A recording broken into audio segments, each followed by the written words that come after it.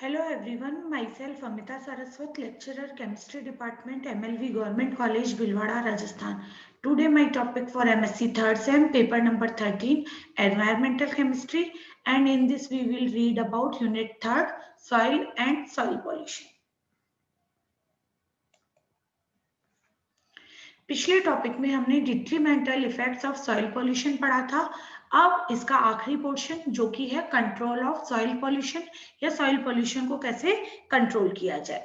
The various approaches used to control soil pollution are listed below, जिसमें सबसे पहला है plantation of trees, launching extensive afforestation and community forestry programs as well as implementing different measures against deforestation can control soil pollution to a larger extent.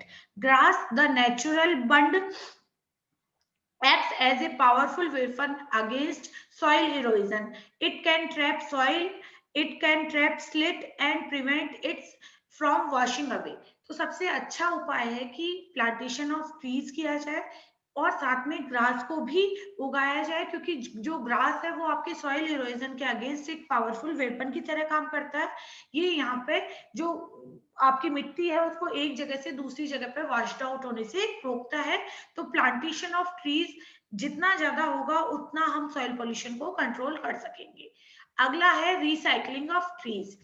In this computer age of shrinking land, fill space and growing concern about solid waste disposal, recycling of trees have been used as underwater dikes to help stem the erosion of beaches and local marshes. The potted trees can be replanted in green belt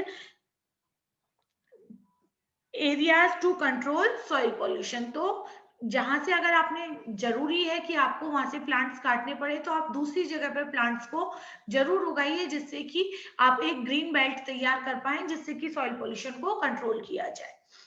अगला है conservation of soil to prevent the loss of precious topsoil from erosion and to maintain it in a fertile state for agriculture. तो conservation of soil भी बहुत जरूरी है। अगला है transforming intensive agricultural into a suitable system by measures such as maintaining a healthy community in order to regenerate soil fertility by providing manures, increasing fallow periods, avoiding excessive use of chemical fertilizer. तो healthy community बनाने से मतलब ये है कि हम maximum जो भी हो वो ऑर्गेनिक सब्सटेंस का यूज करें, खाद जो कि हम फर्टिलाइजर के रूप में होता है।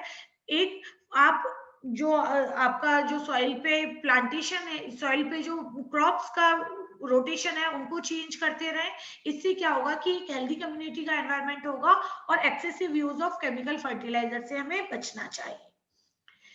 Banning the use of highly toxic and resistant pesticides or regulating their use only for special purpose under through monitoring. तो पेस्टिसाइड्स के यूज से भी बचना चाहिए और पेस्टिसाइड का यूज उन्हीं का किया जाए जो कि आपके एनवायरमेंटल हेल्दी हो, तभी हम सॉइल को करप्ट पॉल्यूट होने से बचा सकते हैं।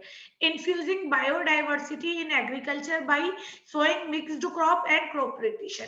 बायोडाइवर्सिटी को भी बढ़ाना चाहिए, जिससे क्या हो, एक तो क्रॉप रोटेशन होता रहे और मिक्स क्रॉप को बोया जाए, जिससे कि आपकी सॉइल की फर्टिलिटी बरकरार रहे। Number 5th, sponsoring more intensive R&D efforts on biofertilizers, microbial degradation of wastes, utilization of waste by recovery, reusing and recycling solid waste, safer treatment and disposal of hazardous waste. तो इस जो soil pollution को बचाने के लिए बेहतर R&D technique, research and development techniques अपनाई जानी चाहिए, जो कि बायो फर्टिलाइजर और माइक्रोबायल डिग्रेडेशन ऑफ वेस्ट की ओर हो। Effective treatment of domestic sewage by suitable biological and chemical methods and adopting modern techniques of sludge disposal. Municipal waste have to be properly collected by segregation, treated and disposed scientifically. Recycling of glass, paper, plastic should be done carefully. Industrial waste have to be properly treated at source by segregation of waste or adopting integrated waste treatment methods. Proper care should be taken in treating heavy metal waste and other obnoxious wastage. जो industrial wastage हैं उनको हमें properly treat करना होगा तभी, और वो भी केवल सोर्स के टाइम पे ही अगर उन्हें ट्रीट कर दिया जाए तो वो सॉइल पोल्यूशन को कॉज नहीं करेंगे. Security landfills have to be constructed for permanent disposal of hazardous industrial waste. तो जो एक फिक्स जगह डिसाइड करनी चाहिए जहां के कि आप इंडस्ट्रियल वेस्ट को डिस्पोज कर सकें और उसके अलावा कहीं ना हो तो बाकी की वो सॉइल को पॉल्यूट होने से बचा सकेंगे. Enforcing environment audit for industries and promoting eco-labeled products. Eco-label products का यूज करके भी सॉइल पोल्यूशन को कंट्रोल किया जा सकता है. Implementing stringent and proactive population control programs, ये भी एक तरीका है आपका सॉइल पोल्यूशन रोकने का. अगला है formulation of stringent pollution control designation and effective implementation with powerful administrative machinery. जो आपका जो कंट्रोल बोर्ड है सॉइल जो पॉल्यूशन रोकने के लिए, वो आपका एक प्रॉपर एडमिनिस्ट्रेशन के साथ में इफेक्ट करना चाहिए जिससे कि आपका जो सॉइल पोल्यूशन है उसे कंट्रोल किया जा सके. Impairing informal and formal public awareness programs to educate people at large regarding health hazards and undesirable effects due to environmental pollution. सबसे अच्छा उपाय है कि पब्लिक को अवेयर किया जाए कि वो जो हेल्थ इससे रिगार्डिंग हेल्थ हैजार्ड है उनके बारे में बताया जाए जिससे कि पब्लिक इस चीज को रोक सके. Mass media, educational institutes and voluntary agency should be involve to achieve these objects.